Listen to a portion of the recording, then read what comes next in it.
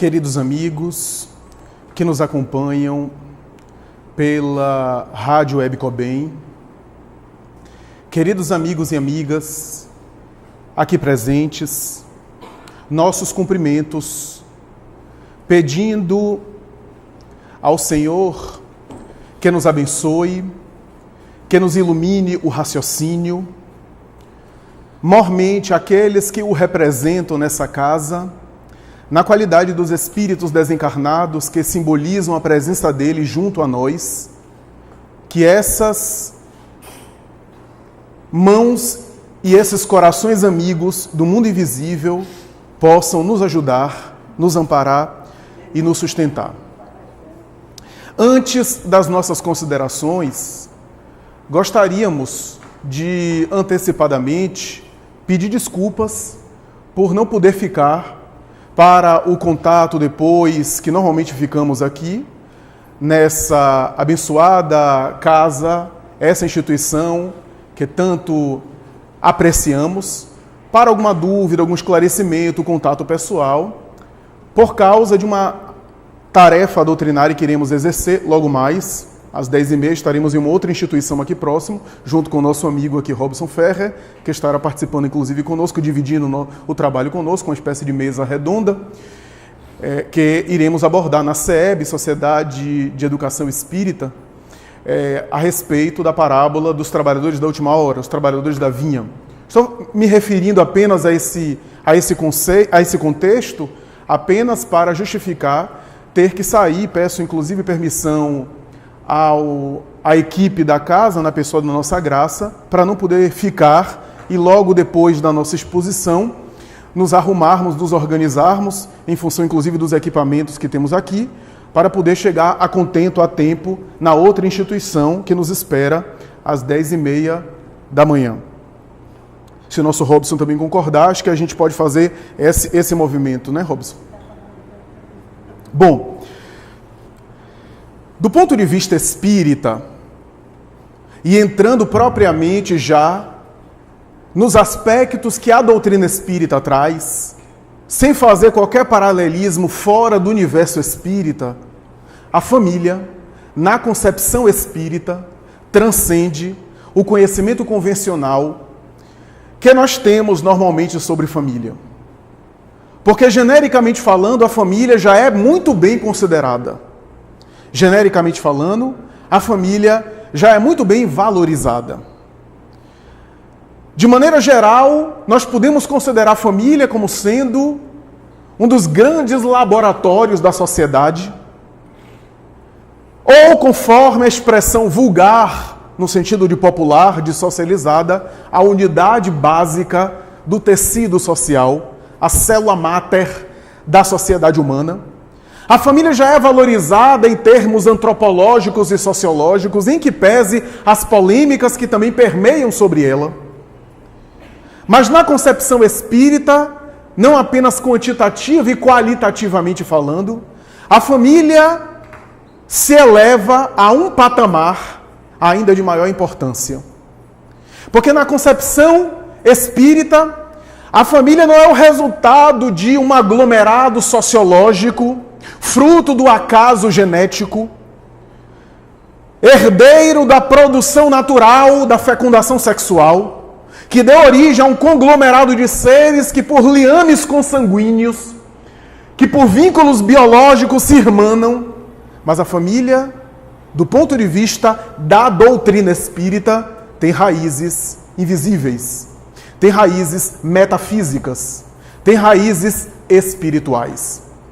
No organismo familiar, caldeiam não apenas aquelas dimensões que a psicologia já percebeu muito bem, que são a perspectiva filosófica, simbólica, ideológica de cada ser que se congrega em uma grande interseção, desde a relação conjugal, que genericamente falando é a base da família, que traz dois seres de histórias diferentes, com crenças distintas e com histórias de família de origem diversa, que tem as suas famílias de origem distintas, com valores nem sempre idênticos, que agora se congregam numa estruturação e numa dimensão em que esses valores e crenças, esses conceitos, esses elementos, esses símbolos vão se chocar naquilo que seria o produto dessa relação, na estruturação mais tarde familiar, e se é o caso da fecundação biológica, da experiência da paternidade, teremos também a conjunção dos filhos que vão aderir mais ou menos a esses valores, mas que ali faz uma espécie de conjunto de elementos, de signos, de significados, que, repitamos, transcende ao conceito vulgar e ao conceito material, que já é muito importante. Na família, do ponto de vista da concepção espírita, nós temos seres espirituais que se congregam, exercendo papéis. Papéis que se corporificam na condição específica que os faz exercer parcialmente os sentimentos de plenitude que um dia o ser humano gozará de maneira absoluta. Em palavras mais simples, a depender do papel em que eu estou situado no seio familiar, eu estou sendo chamado a exercitar um aspecto do amor, uma parte do amor no sentido mais elevado da palavra. Porque, por exemplo, a experiência paternal ou maternal convida o indivíduo ao chamado amor-cuidado, que é diferente da experiência conjugal, que é um outro tipo de manifestação desse mesmo sentimento. O sentimento é um só, mas se manifesta por diferentes papéis, em diferentes conjunturas. O amor conjugal tem papéis e tem forma de se expressar que é diferente do amor filial, do amor maternal. No amor conjugal, além do elemento sexual, existe uma relação, via de regra, de horizontalidade e de intimidade por excelência, que faz com que a relação conjugal seja de ordem diferente da relação filial, da relação maternal, da relação paternal, da relação frater, no sentido de entre irmãos. Portanto, o espírito, o ser espiritual, herdeiro das suas bagagens, que exerce pressão na vida atual, na conjuntura da reencarnação atual, e que essa pressão vai ser acrescida dos seres espirituais com os quais ele sintoniza, positivos ou negativos, porque a gente tem uma família espiritual que nos acompanha. Paulo chamava nuvem de testemunhas. Essa família, que faz parte da nossa família mais extensa, mas cujo grupo não se corporificou em totalidade conosco, permanece nos acompanhando e também fazendo parte dessa atmosfera familiar. O que significa dizer que, aos olhos do Espírito, a nossa família é muito maior. E quando eu digo isso, eu não estou dizendo em termos platônicos distantes, não. Aqueles com quem a gente convive dentro de casa é um número muito maior. Não precisa você comprar mais cadeira para o almoço. Não precisa. Eles não precisam de cadeira. Ou se precisam, vão sentar com você, no mesmo lugar que você. Porque o Espírito atravessa a matéria densa. Mas o que eu quero dizer é que há uma família que convive conosco há anos. Que é essa família invisível, que se reveza e que faz parte de um mesmo clã, via de regra. Mais do que isso, se a família é um grupo de espíritos que se vinculam por uma necessidade, seja porque tem laços do passado que agora se restabelecem na experiência atual, seja por uma necessidade de conviver por primeira vez agora, por prova, por expiação ou por missão, a família tem raízes espirituais. Portanto, o papel de filho, o papel de pai, o papel de mãe, são papéis necessários a exercer, mas são papéis temporários. Não são papéis permanentes. Eu não sou pai de um menino de 3 anos que me acorda todo dia às 5 horas da manhã. Eu sou irmão dele. Ele é filho do mesmo pai que é meu pai. Só que esse pai, que é meu pai, confiou o filho dele para mim, temporariamente, porque ele ainda está imaturo na experiência biológica, para que eu possa, de alguma forma, trabalhar em favor da providência. Kardec disse isso de maneira mais bonita. Deus confia os seus seres da criação através do instinto materno. Porque há toda uma literatura sobre instinto materno na obra da codificação. Chico Xavier falava de uma maneira mais poética. Chico Xavier falava que a maternidade é um segredo que as mulheres têm com Deus. Então, o que significa dizer que a família obedece a raízes e a propósitos muito mais profundos.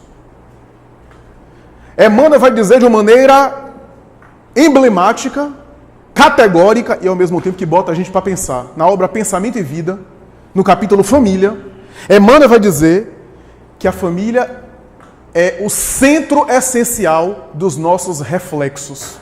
Olha que coisa enigmática. Trocando em miúdos, a família é o centro essencial dos nossos reflexos, o que significa dizer que é o produto daquilo que a gente alimenta ao longo das eras. Aquilo que você, durante 500, 600 anos em encarnações, foi alimentando, atraiu seres que agora fazem parte do seu cenário. Seja na afetividade profunda dos vínculos de amores, seja na animosidade que também liga os seres. Porque o ódio também aproxima os indivíduos e ligam-se, se conectam. Aproximando, portanto, os indivíduos. Então, se você durante 600 anos fez 5 inimigos, aí de repente na experiência atual, esses 5 estão na conjuntura familiar. Mas não apenas os inimigos, mas também os afetos. Emmanuel nessa frase, é o centro essencial dos nossos reflexos, está dizendo de outra forma assim: olhe para todo mundo da sua família, pegue aí as virtudes e os vícios, faça a lista, soma tudo, faça uma média aritmética, é você. Virtudes e vícios. Joana de Ângeles vai falar de maneira até mais clara, vai dizer, a família é o espelho da nossa consciência. Nós olhamos para o seio familiar e nos vemos, mesmo quando a gente não quer aceitar, mesmo quando a gente nega características que a gente vê na família. Meu Deus, eu tenho me visto pensando em relação à minha mãe, aquelas características assim que eu disse, meu Deus, jovem, pequeno e mais tarde, metódica, perfeccionista, sistemática, e eu estou me vendo igualzinho a ela. Estou me descobrindo igual. É porque às vezes a gente não quer aceitar. Porque a família não são apenas vínculos genéticos, mas são seres que se afinizam. Allan Kardec diz isso no capítulo 14 do Evangelho segundo o Espiritismo. Via de regra, ou seja, geralmente, as famílias se reúnem antes no espaço, por vínculos de afinidade que mais tarde se corporificarão no corpo físico. Pelas vinculações materiais, mas que têm raízes espirituais. Portanto, quando a gente olha para as experiências e para a teoria espírita, a gente vê que os papéis que a gente exerce na família são treinamentos para sentimentos maiores. Ou seja, em uma encarnação eu sou pai, na outra eu sou filho, na outra eu sou marido, na outra eu sou mulher, na outra eu sou mãe, e assim eu vou experimentando vários papéis na relação com aqueles seres. O amor tende a aumentar e não a diminuir. Porque se eu vivencio a experiência do afeto com o ser querido de diferentes ângulos e de diferentes oportunidades, em diferentes contextos, eu vivencio um amor mais profundo, um amor completo. Um amor que vai além da relação corporal, do dispositivo social. Por isso a lei da reencarnação trabalha os seres que voltam em família várias vezes e vivenciando os vários papéis, invertendo, alterando os papéis familiares. Mas mais do que isso, a família nos dá uma grande oportunidade de também resgatar e também recuperar-nos a nós mesmos de equívocos cometidos no passado. Chico Xavier dizia o seguinte: a gente contrai dívida no atacado e vai pagando a prestação. Por quê? Eu sempre cito esse exemplo. Eu mato alguém, tiro a vida de alguém por homicídio, aí numa outra existência eu recebo essa pessoa como filho. Ou seja, eu retirei a vida, agora eu dou a vida física. E aquela dívida de rancor, de mágoa que ficou, eu vou resgatando a prestação na educação do filho, no encaminhamento, no devotamento, em todo o processo, ou seja, quando nós desencarnarmos, pai e filho, mãe e filha, ainda que a gente se lembre da outra encarnação que um matou o outro, a mais recente a gente foi mãe e filho. A gente foi pai e filho. E a mais recente acaba se sobrepondo. Então, a família é uma grande sacada da providência divina. E, ao mesmo tempo, é um desafio para que a gente construa em nós mesmos elementos cada vez mais saudáveis, porque se é o espelho da nossa consciência, a gente vai se ver toda hora no meio familiar. A gente vai se enxergar o tempo todo, pelo menos em fração ou em fragmentos, na experiência familiar. A psicanálise, as teorias sociológicas falam das marcas que ficam na família, na estruturação da infância, quando nós ficamos marcados e afetados pela experiência com as figuras das relações, né? As figuras adultas de referência, as relações parentais. Essas experiências que nos marcam, que a psicanálise tanto estuda sobre isso, as marcas no inconsciente. Eu estou falando de maneira simples, né? A figura materna e paterna, a função materna e paterna, as marcas da figura da mãe, do pai, que são marcas que modelam, mesmo que os pais não sejam exemplos de serem modelados, mesmo que não sejam referências, ainda assim, a simbólica imagem da mãe fica no inconsciente. Como dizem os autores da psicanálise freudiana. São essas marcas, são esses elementos que fazem com que o ser cresça na experiência da intimidade, porque a doutrina espírita vai explicar o seguinte: o progresso se estabelece em duas vias. O progresso intelectual, Kardec usou esse termo, o progresso intelectual e o progresso moral. No progresso intelectual, a gente tem o discernimento, não é apenas o progresso acadêmico, da escolarização formal, mas o discernimento, a compreensão das coisas cada vez mais profunda e sofisticada. E o progresso moral é dos sentimentos, é a vivência. O progresso moral é o produto, é o mais importante, porque é o que nos define como espíritos, é a qualidade dos nossos sentimentos. No progresso intelectual, a gente consegue evoluir sozinho. Na reflexão, na meditação, no autodidatismo. A gente consegue crescer, se aprimorar no estudo isolado. O progresso moral a gente evolui no contato com os outros, nas relações com os outros. Por isso que eu costumo dizer, quer ser guru? Vai ser guru no trânsito de Brotas. Amanhã tem. Né? Na principal aqui. Porque guru em cima da montanha sozinho é fácil. Então, na relação com o outro, eu sou convidado a desenvolver determinados valores, a exercitar. Porque sair do mundo para meditar e para iluminar faz parte do processo, mas não é o processo completo. É isso que a gente não pode negar. Há virtudes e há conquistas interiores que a gente conquista se isolando, sim. Mas há outras que a gente só consegue na interação com o outro. O que eu quero dizer com tudo isso é que a família obedece a um propósito maior. Um propósito muito importante. E por isso, nas relações familiares, se materializam necessidades evolutivas que são ora individual, mas que ora são co-repartidas ou compartilhadas, que fazem parte de um símbolo familiar, como dizem os terapeutas de família. Às vezes uma demanda, uma dificuldade de alguém da família é um símbolo que tem raízes espirituais que envolve todo aquele grupo. Via de regra, são grupos que reencarnam sucessivamente, juntos. Quase sempre repetindo as mesmas experiências, pelo menos no mundo de provas e expiações, como é o nosso, mundo ainda atrasado. Como eu disse aqui numa última palestra, quase sempre nós estamos há 500, 600 anos errando o mesmo erro. E quase sempre com as mesmas pessoas. É duro, né? Mas é duro para mim também. Então, eu tenho dito, pelo menos se for errar, erre diferente. Seja criativo, porque errar o mesmo erro. Passa séculos reincidindo no mesmo equívoco. O esquecimento do passado promovido pela reencarnação nos tira a memória cognitiva, mas não tira a memória emocional. E como a gente precisa de trabalhar os sentimentos, a gente tem o essencial, que são os sentimentos. Em outras palavras, eu não me lembro da minha encarnação passada junto com os meus familiares. Porque isso traria maior prejuízo. Porque talvez, se eu me lembrasse, por exemplo, quem eu era, e de repente, Graça que está aqui do meu lado, eu lembrar quem era ela, e se a gente brigou, a gente teve dificuldade de relacionamento, certamente eu não estaria aqui tão à vontade agora. E nem ela.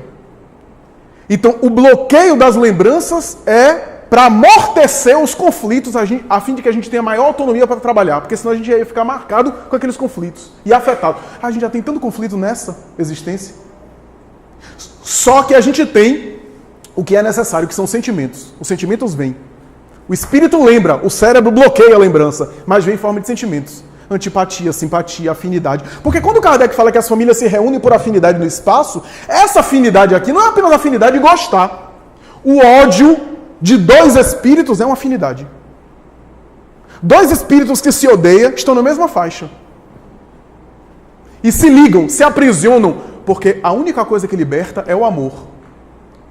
Os outros sentimentos inamistosos vinculam. Então, os aspectos espirituais da família passam, portanto, por essa experiência e essa necessidade. O nosso tema está voltado para as questões familiares, voltadas para a saúde. E a saúde, na visão do plano espiritual, é maior do que o modelo de saúde da Organização Mundial de Saúde, ou do SUS, aqui no Brasil. Com todas as suas características e as suas conquistas, que nós não negamos. Mas do ponto de vista espiritual, a saúde vai ser definida pelo Espírito Emmanuel, através de Chico Xavier, na obra O Consolador. Ele vai dizer, quando a FEB pergunta qual a definição o mundo espiritual pode nos dar de saúde, e Emmanuel responde, a saúde é a perfeita harmonia da alma. É a perfeita harmonia da alma. Via de regra, a gente trabalha apenas o periférico, o superficial, que é quando os nossos processos interiores já agrediram o campo físico. Mas as realidades físicas têm raízes mais profundas, interiores, psíquicas, morais, espirituais e, em alguns casos, até reencarnatórias. Então a definição de Emmanuel é extraordinária. E é por essa razão que Jesus abordava os indivíduos dizendo, vai e não peques mais. Ora, ele curava alguém de uma doença e dizia, vai e não peques mais. Demonstrando que a doença estava associada a um pecado. Pecado aqui não no sentido teológico, a uma imperfeição. E que se o indivíduo não se transformasse, aquela imperfeição geraria outro problema de saúde. Somatização. Porque muitas vezes os nossos processos de enfermidade física, quando atingem o corpo, já é o processo final. De um processo e de um mecanismo que vinha do mundo interior, nas nossas posturas morais, na nossa vida interior, o que é que a gente vinha alimentando durante anos. E uma hora o corpo físico acaba denunciando, sinalizando em uma somatização. As doenças sempre têm raízes interiores. Ainda que as raízes espirituais tenham origem em existências passadas. Eu não fiz nada nessa, mas eu trouxe uma experiência ou uma carga que manifesta agora, não porque eu gerei na vida atual, não porque eu produzi na experiência atual, mas porque eu gerei em existências passadas. Por quê? Se eu somatizo na vida atual, se eu somatizo na experiência atual uma doença, um processo de saúde, pelo meu estilo de vida, é a lei de causa e efeito, pode acontecer de eu passar uma existência carnal, não chegar a somatizar e eu transferir essa carga de uma para outra existência. Então aquilo que eu não somatizei, seja porque não deu tempo, eu desencarnei antes, seja por outra circunstância, eu não somatizei, mas que eu vinha gerando, vinha alimentando, eu posso produzir isso transferindo, porque a vida é uma só. Existências corporais que são várias. E eu transfiro conquistas e desafios para outra existência. Porque as existências carnais, diz Allan Kardec, ipsilíteres, as existências carnais são solidárias entre si. São solidárias. Então, nós dizemos isso porque as doenças congênitas, via de regra, no sentido geral, estão incluídas no quadro de provas e expiações. Por que dizemos via geral, regra geral, genericamente falando? Porque há determinadas doenças, processos teratológicos, processos sérios, processos de enfermidades, que não são necessariamente uma prova e expiação, mas a grande maioria, pelo menos nesse planeta, está em curso em prova e expiação.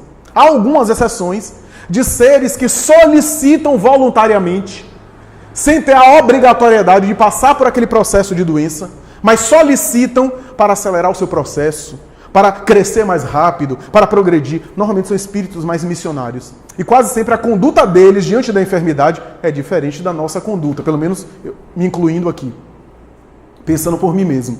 Porque quase sempre, diante de uma doença, diante de alguma dificuldade, a gente recalcitra, a gente revolta, a gente se inquieta, se angustia. Esses seres, como são espíritos mais maduros, passam por esses processos quase sempre em tranquilidade e em paz. Quando eu vejo, por exemplo, Chico Xavier passar o que ele passou na infância, com sequelas na sua saúde para a vida toda, e ele dizer que a madrinha dele era uma pessoa muito boa, que foi a primeira educadora dele, que deu surras homéricas, que enfiava garfos no ventre do menino que contraiu uma hérnia, que o acompanhou a vida inteira, para exorcizá-lo do demônio, que fazia ele lamber feridas de uma forma sádica, transtornada. Bem se vê que é uma pessoa que não é convencional, porque a maioria de nós, psicologicamente falando, ia reagir de uma forma que ia ficar revoltado com a vida, ia virar um transtornado pelos abusos e violência que ele passou. São espíritos que solicitam determinadas experiências para crescer e para dar exemplos. Eu acredito pessoalmente que Toulouse-Lautrec, que Beethoven, que Francisco de Assis e que alguns outros na arte, na ciência, na filosofia, foram espíritos que solicitaram sem ter necessidade, porque a conduta deles era diferente. Mas a grande maioria da massa de nós, diante de enfermidades, principalmente de caráter congênito, está diante de uma expiação, de uma prova que tem raízes no passado, que se corporifica na experiência presente, portanto.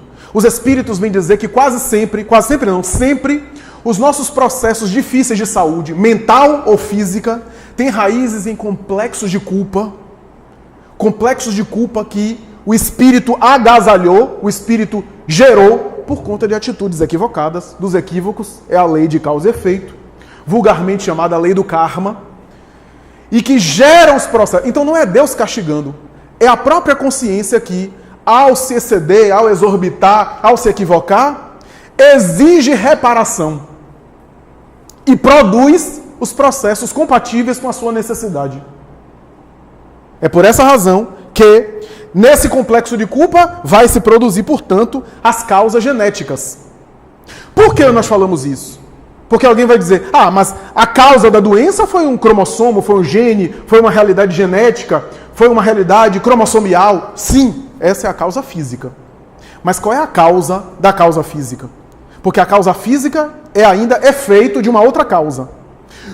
Quando acontece a fecundação sexual e a célula ovo começa a se multiplicar, no desenvolvimento embrionário, o espírito do futuro reencarnante, com o seu perispírito, a sua vibração, irradia naquele embrião em desenvolvimento a sua carga, de tal forma que vai imprimir no futuro corpo em desenvolvimento, não aquilo que merece, mas aquilo de que tem necessidade para crescer. Graças aos atos passados, que estão impressos também no seu perispírito, a sua memória, ele imprime agora na experiência atual as suas necessidades em função das vidas anteriores. Por um automatismo da lei, gerando, portanto, a saúde e a doença, gerando as condições de que ele necessita para caminhar nesse mundo, imprimindo, portanto, e, quando há necessidade, se aproveitando de genes e de cromossomos dos pais que têm para o corpo de que precisa. Porque às vezes o indivíduo, por exemplo, quantos casos, né? Gêmeos univitelinos, um é saudável e outro totalmente adoecido. A mesma carga genética. Como é que a embriologia pode explicar isso? Quantos casos dessa natureza? Quantos casos em que os pais têm uma conformação física, determinado problema de saúde, e o filho não tem? Ou quando os pais não têm e o filho tem. Mas aí porque o avô, o tataravô tinha, e aí tem a carga genética lá, que ainda se manteve. Sim, tudo bem. Porque o espírito, no entanto, acionou a do avô, a do tataravô, a do bisavô, e não acionou a dos pais. Porque ele acionou uma herança anterior,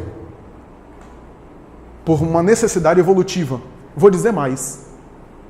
Viana de Carvalho vai dizer que antes da fecundação sexual, no livro Atualidade do Pensamento Espírita, psicografia de Divaldo Franco, Viana de Carvalho vai responder dizendo que, mesmo no momento em que o espermatozoide está disparando na trompa de Falópio, por um processo magnético difícil da nossa compreensão, um processo que deve envolver alguma tecnologia específica, o espírito vai impulsionar com sua mente aquele gameta masculino com o qual ele se afiniza por uma carga de vibração semelhante, por uma irradiação magnética, ele vai sintonizar com aquele espermatozoide que tem a carga genética de que ele precisa e impulsioná-lo para vencer a corrida.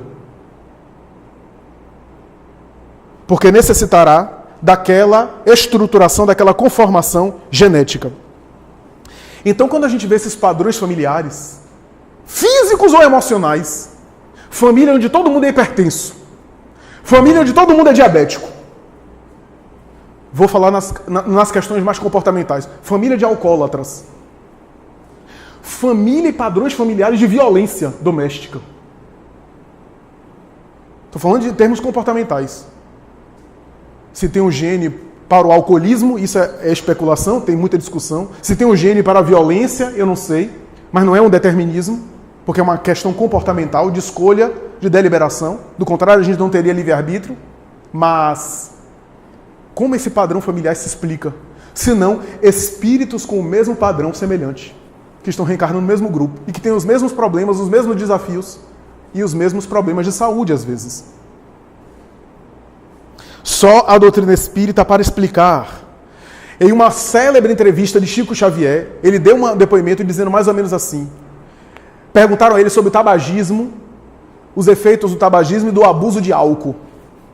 E ele respondeu uma coisa que a mim me impressionou muito. Ele vai dizer o seguinte, que às vezes se observa, claro que isso daqui não é regra geral, em alguns casos se observa, por exemplo, filhos de casais, por exemplo, que eram tabagistas, que são, ou que foram em algum momento e depois superaram, e mais tarde tem uma tendência de buscar o mesmo hábito, o álcool e assim por diante.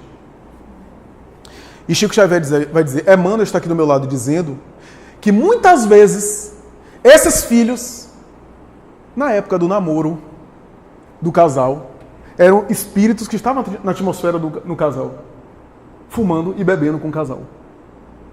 Ao se corporificarem, já traziam um hábito. Então, se há uma genética, fisicamente falando sobre isso, é apenas um efeito de uma realidade de afinidades profundas, de padrões comportamentais daqueles espíritos. Para dizer isso, a gente está dizendo também que determinadas doenças genéticas, determinadas limitações são desafios para toda a família. Primeiro, o espírito do filho, por exemplo, que vem com doença genética, com limitação, vulgarmente chamada deficiência, ou um filho especial, vem com marcas de experiências anteriores. Alguma coisa houve. Não é importante saber o que é que foi que houve, mas alguma coisa houve. O que é importante é que ele está se reconstruindo agora. Em uma célebre entrevista, novamente Chico Xavier, não tem jeito hoje. Uma célebre entrevista, Chico Xavier, no Pinga Fogo, 1971, ele responde sobre isso, a respeito de doenças congênitas, e vai dizer que ele tem observado no mundo espiritual, por orientação dos espíritos, que alguns quadros de doenças genéticas, de má formação congênita, principalmente as mais graves, têm origem em suicídios perpetrados em existências anteriores. E aí ele explica, Emmanuel está me dizendo que um tiro no crânio, a depender da área que é afetada, gera uma lesão, que não é lesão do cérebro, porque o cérebro morreu, foi destruído, o corpo foi destruído, acabou, mas a área perispiritual da formação cerebral foi lesada. Não pelo tiro, mas pelo ato consciencial. A consciência de culpa. E essa consciência de culpa que gerou essa lesão perispiritual necessita de reorganizar. Ao voltar à Terra, muitas vezes o indivíduo volta com o cérebro lesado na área compatível. Se foi na área da surdez, volta com problema auditivo. Se foi em determinadas áreas da cognição, volta com limitações na área da articulação do pensamento, do raciocínio. Se o tiro foi no coração, volta com cardiopatia congênita. Se ingeriu veneno, volta com problema respiratório e gástricos muito sérios. Se te atirou de um prédio, volta paralítico ou tetraplégico. Se se jogou na frente de um trem, volta em estado vegetativo. a depender da situação, genericamente falando, não estou aqui examinando os casos, porque há casos particulares que às vezes não estão dentro da regra, mas a regra geral, o indivíduo volta do ponto em que ele se fez a si mesmo. Da situação em que ele gerou para si mesmo, do ponto de vista espiritual.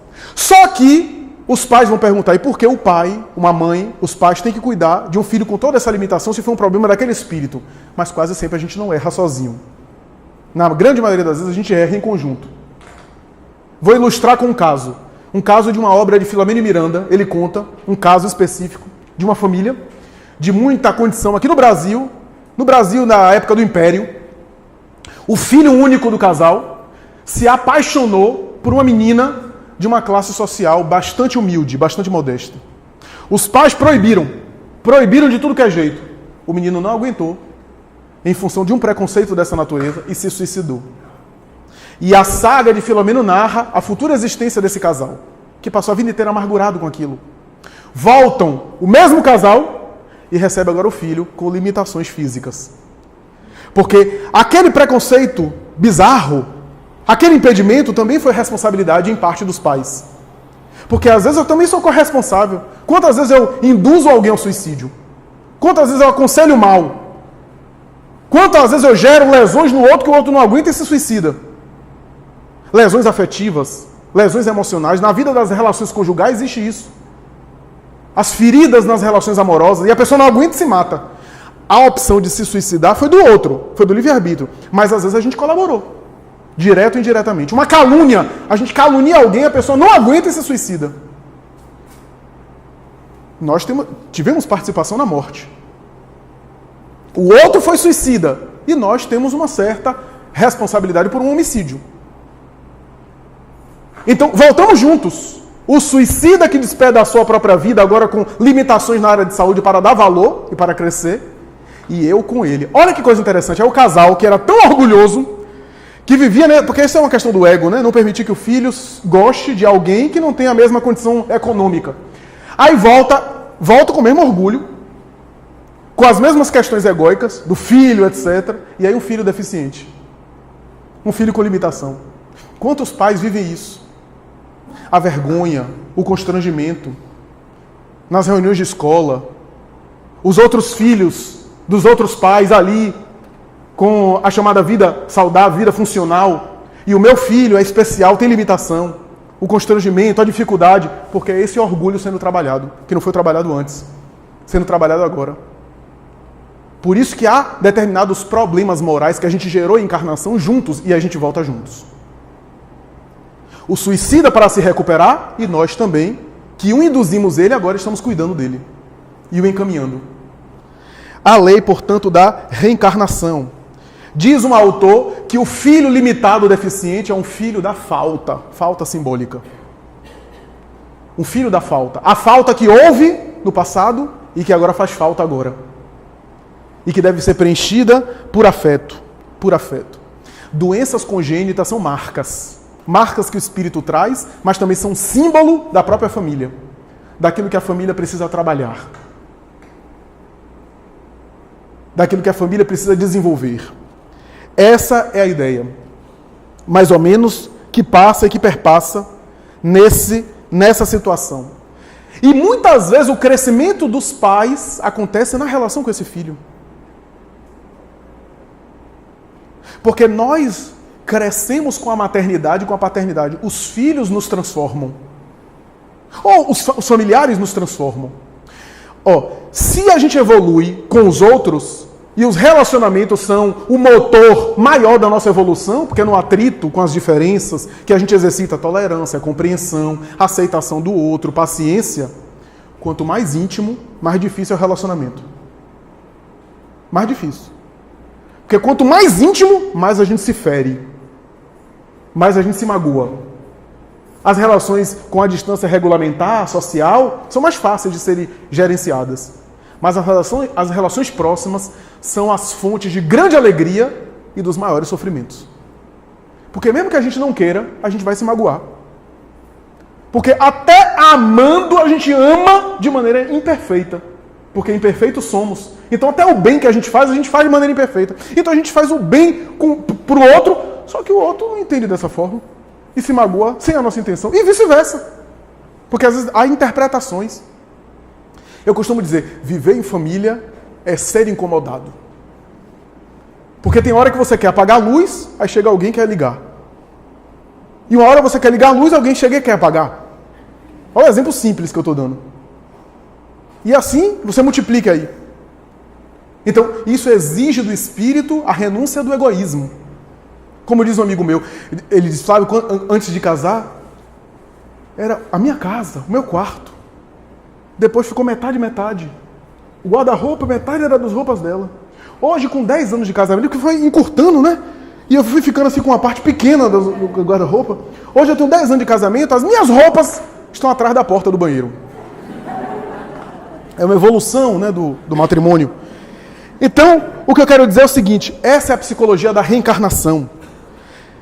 Essa é a psicologia que vai nos fazer entender que a gente vai, na família, pegar pontos que deixamos em pause e agora voltar.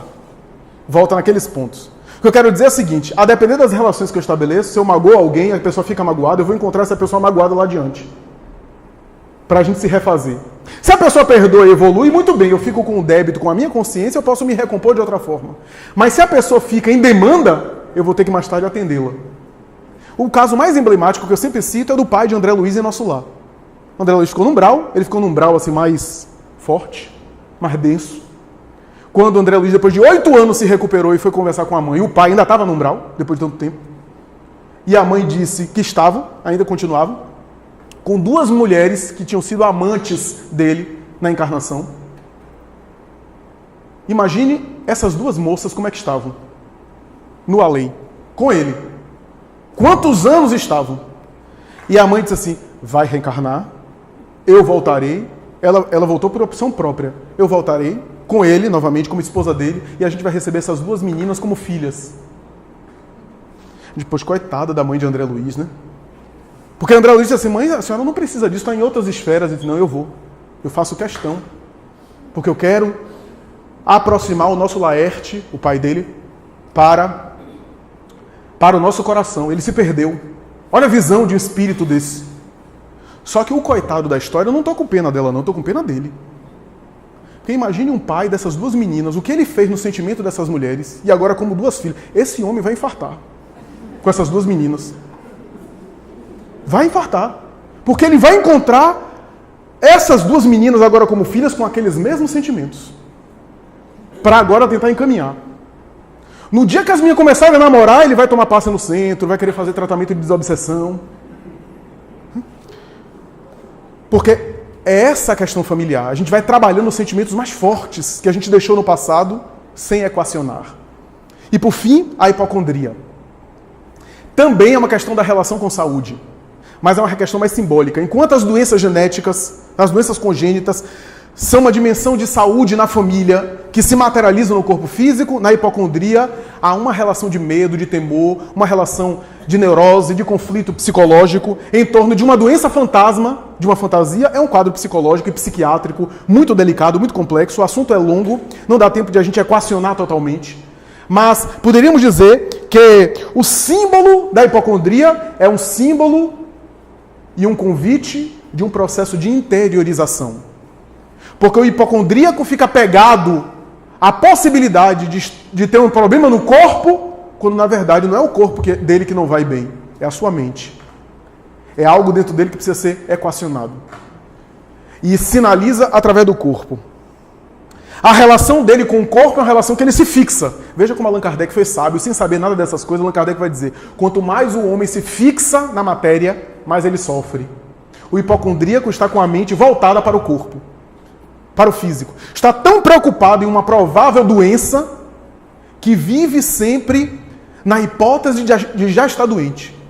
Eu vejo gente dizendo para mim assim, inclusive satisfeito, a respeito da farmácia pessoal que tem em casa.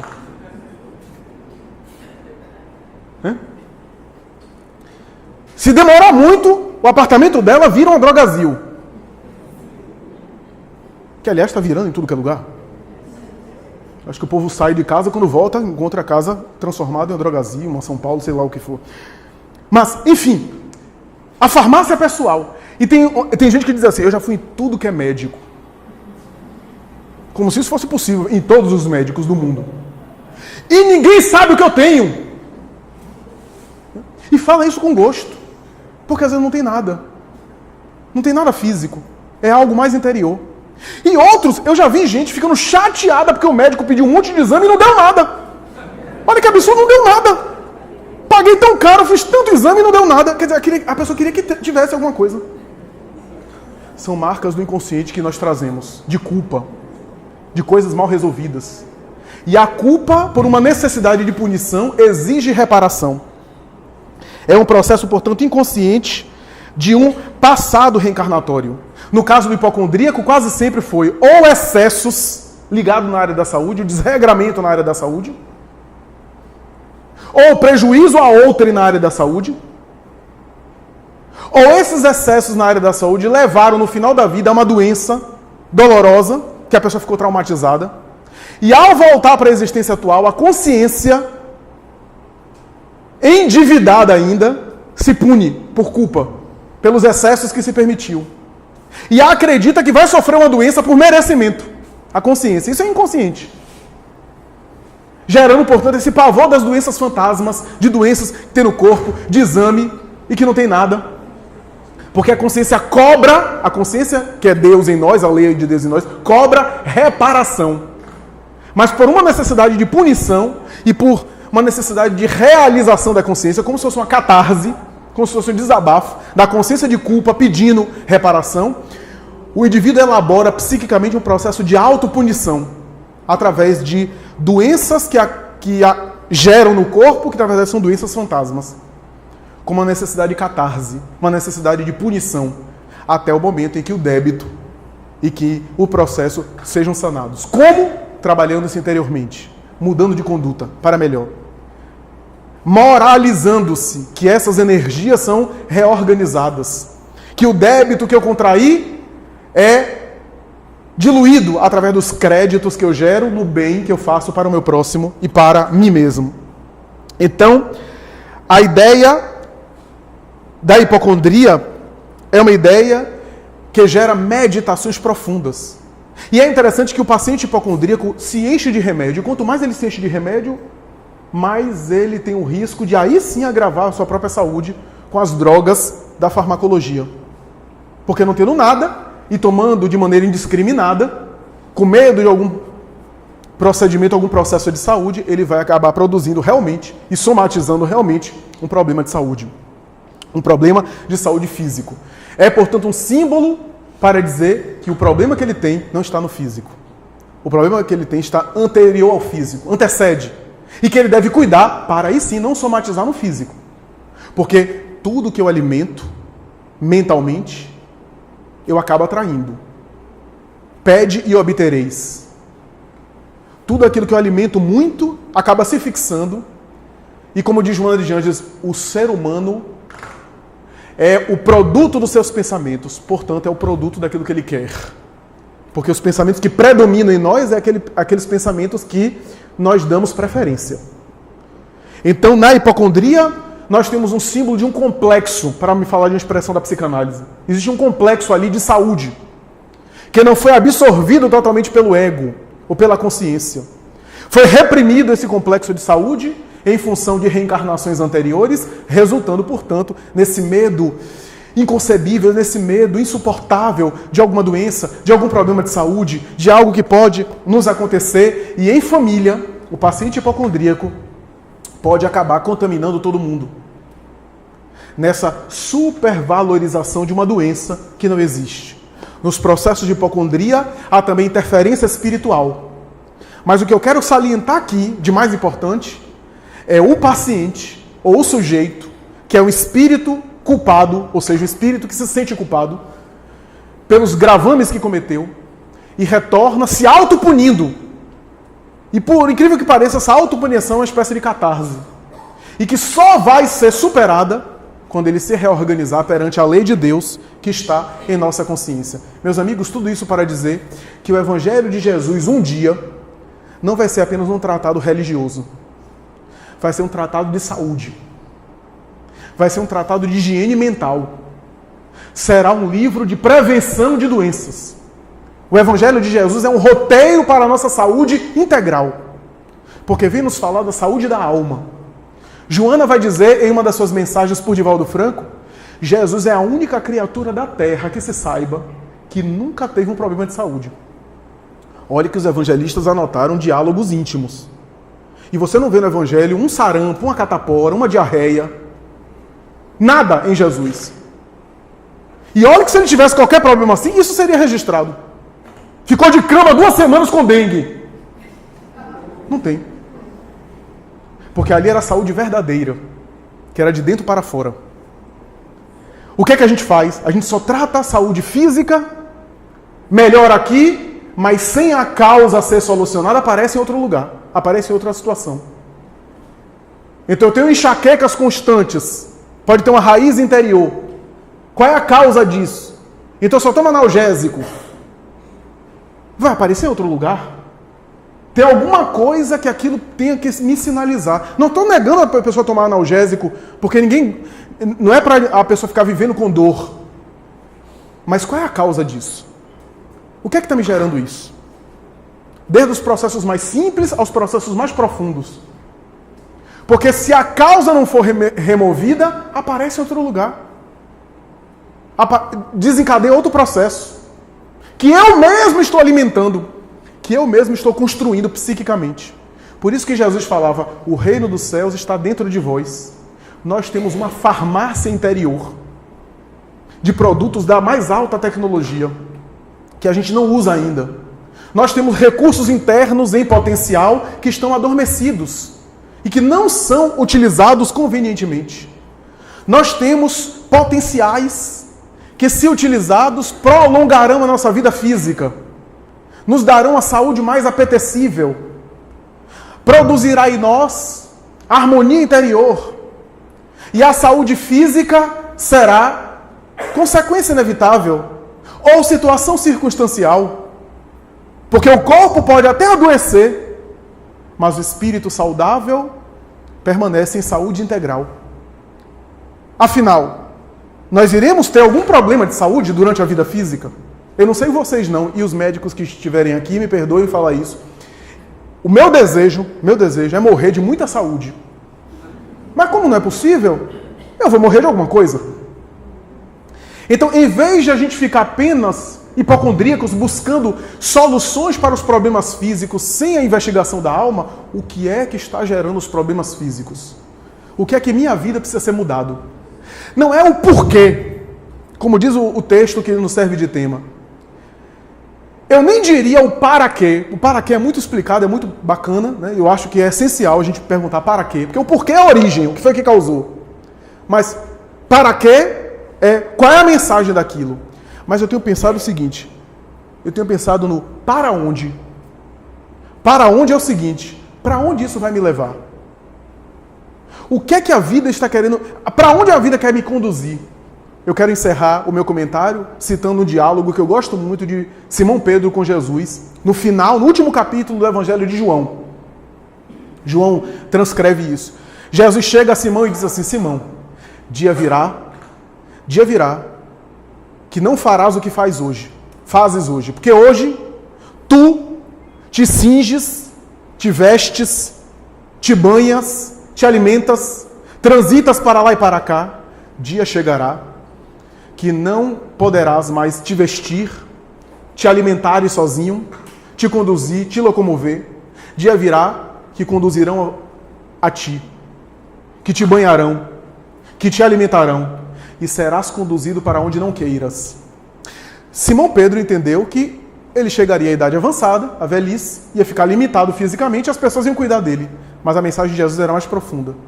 Dia virá que te levarão aonde tu não queiras ir. Evolução espiritual é talvez a gente ir para onde a gente não quer ir. Evolução espiritual é a seguinte, o nosso ego quer ir para um canto, mas a providência divina está me chamando para outro. Está me convidando para outro lugar. O meu ego, até em nome da religião, quer para cá. Mas Deus me convida a evoluir. E a evolução, às vezes, é a gente abrir mão do controle e aceitar ir para onde a gente não quer ir. Muita paz, muito obrigado.